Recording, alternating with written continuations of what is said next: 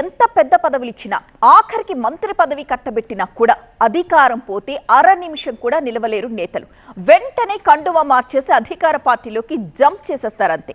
ఇదేంటి బాసు అంటే నియోజకవర్గ అభివృద్ధి అంటూ ఒక స్టేట్మెంట్ వదిలేస్తారు. అలాంటిది పార్టీ అధికారంలో ఉన్నా లేకపోయినా ఆ నాయకుడు సైకిల్ తొక్కుతూనే ఉన్నారు. పోరాటాలతో ప్రారంభమైన ఆయన సైకిల్ జర్నీ నియోజకవర్గ ఇన్ఛార్జ్ స్థాయికి చేరిపోయింది. ఇంతకీ ఎవరా నేత, ఏదా నియోజకవర్గం?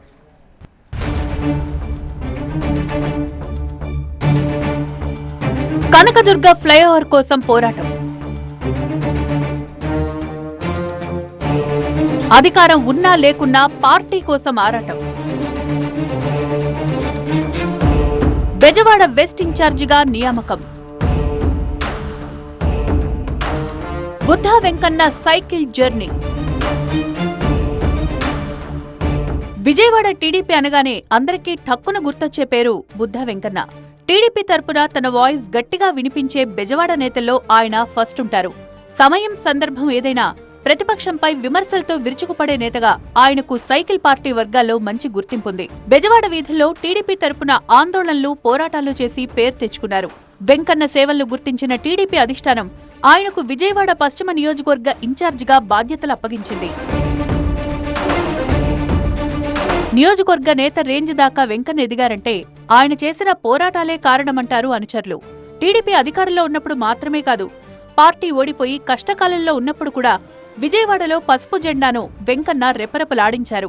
విజయవాడలో టీడీపీ గళాన్ని బలంగా వినిపించడానికి, సోషల్ మీడియా వేదికగా ప్రత్యర్థుల దాడిని ఎప్పటికప్పుడు తిప్పికొట్టడానికి బుద్ధా వెంకన్న సదా సిద్ధంగా ఉంటారు. గత ఎన్నికల్లో టికెట్ రాకపోయినా పార్టీ లైన్కి కట్టుబడి ఉండే నేతగా గుర్తింపు తెచ్చుకున్నారు. టీడీపీ అధినేత సీఎం చంద్రబాబు మాట జవదాటరని వెంకన్నకు పార్టీ వర్గాల్లో పేరుంది.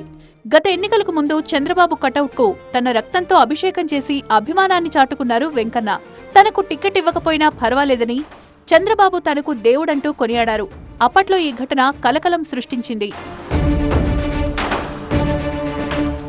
విజయవాడ పశ్చిమ నియోజకవర్గానికి పూర్తిస్థాయి ఇన్ఛార్జి కోసం అధిష్టానం జరిపిన అభిప్రాయ సేకరణలో స్థానిక నేతలు, కార్యకర్తలు ఏకగ్రీవంగా బుద్ధా వెంకన్న పేరునే ప్రతిపాదించారు.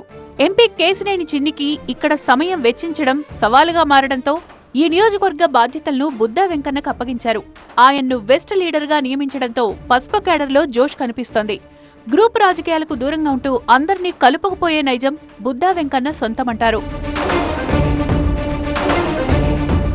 ఇక విజయవాడకు మణిహారంలా మెరిసే కనకదుర్గ ఫ్లైఓవర్ నిర్మాణం కోసం గతంలో బుద్ధా వెంకన్న ఉద్యమించారు. ఆయన పోరాటానికి మద్దతుగా అప్పట్లో చంద్రబాబు కూడా రంగంలో దిగారంటే వెంకన్న పోరాట పటిమను అర్థం చేసుకోవచ్చంటున్నారు టీడీపీ కార్యకర్తలు. విజయవాడ వెస్ట్ టీడీపీ ఇన్ఛార్జిగా బాధ్యతలు స్వీకరించిన వెంటనే తన మార్కు రాజకీయానికి వెంకన్న శ్రీకారం చుట్టారు. టీడీపీ అంటే బీసీల ఆత్మబంధువు అని స్టేట్మెంట్ ఇచ్చారు. గత వైసీపీ పాలనలో 74 మందికి పైగా బీసీ నేతలు ప్రాణాలు కోల్పోయారని ఆరోపించారు. బీసీ సామాజిక వర్గానికి నిజమైన రక్షణ, ప్రాధాన్యం కేవలం టీడీపీతోనే సాధ్యమని చెప్పడం ద్వారా బీసీలో పార్టీకున్న బలాన్ని మరింత పెంచే ప్రయత్నం చేశారని విశ్లేషకులు భావిస్తున్నారు. విజయవాడలో 2 బలమైన సామాజిక వర్గాల ఆధిపత్యం ఉన్న రాజకీయ వాతావరణంలోనూ బీసీ నినాదంతో తనదైన ముద్ర వెంకన్న వేశారని టీడీపీ వర్గాలు భావిస్తున్నాయి.